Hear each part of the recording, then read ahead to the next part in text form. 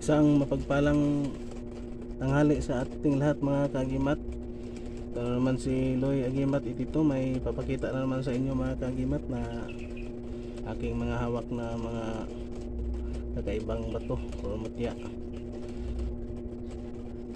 At sa hindi muna ako mag-umpisa, maraming salamat sa walang sawang nakasubaybay sa aking munting channel, kaibigang Muti Hunters, Tingers and Tingiras.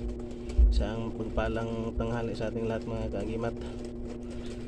Ang mga batong ito ay mga uri ng batong linta.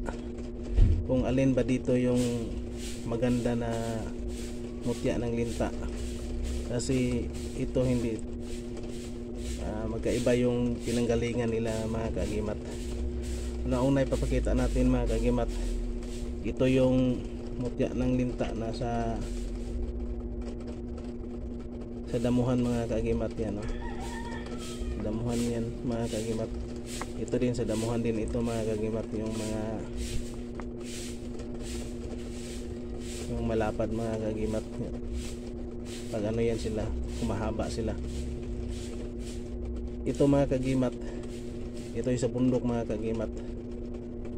Isa din ito sa tinatawag nilang, nandyan nakalubog sa tubig, na tinatawag nilang alimatok. Yan, o, yung itsura niya mga kagimat. Yan yung ano niya, yung likod, flat dito sa ilalim. Ito may parang may ano siya mga kagimat, alimatok ito mga kagimat. Ito din mga kagimat, alimatok din ito, sa bundok din ito, sa tubig. Kadalasan ito makita sa mga malaking gubat mga kagimat. Ito ay sumisipsip ng balat sa dumidikit sa balat ng hayop, o kung sa tao mayroon doon. Yan, ito ay dumidikit mga kagimat at sumisipsip ng dugo mga kagimat. Yan, ito marami ito makukuha sa mga palayan mga kagimat, sa mga itong linta na itong klaseng linta na ito sa palayan. Pero pareho lang siya, dalawa sila sa yung tinatawag alimatok na o linta. Yan, ito sa damuhan ito mga kagimat, kita yung mga malalapad. Pero sabi ng matatanda mga kagimat, mas maganda daw yung magkakuha ka ng mutya ng linta sa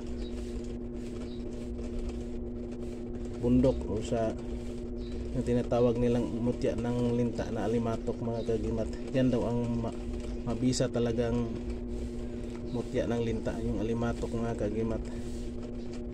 Sabi ng mga kaibigan ko na matatanda dito ng Tingiros, kasi yan ay napakagaling sa lihis bala, lihis itak.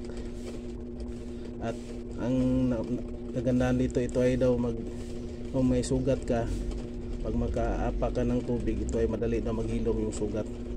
Kumbaga sabi nila yung may dalang himag mga kagimat. Iba yung himag na kahoy, mayroon ding mutya linta na himag. Ito daw himag daw yun, yung mga linta ay klaseng ito, klaseng mutya na ito, linta himag. Kung mabasa ka daw ng tubig, kusa daw maghilom yung sugat kung may tama ka mga kagimat. Pero ito talaga, ito napaka dulas na klaseng mga mutya, yung mutya ng linta mga kagimat, na sinasabi nilang alimatok. Yan, o, mutya ng alimatok yan mga kagimat.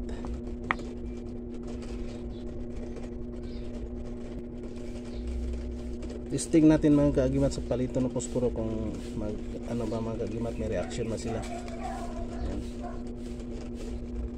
dikit lang natin mga kagimat. Yan, o, yan, o, dikitan natin kunti mga kagimat. Pag-iyak talaga mga kagimat itong isa.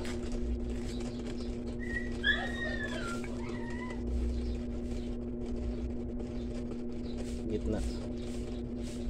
Yan o mga kagimat, dikitan lang natin ito mga kagimat. Yan, yan mga kagimat. Ito malakas mga kagimat. Ito yung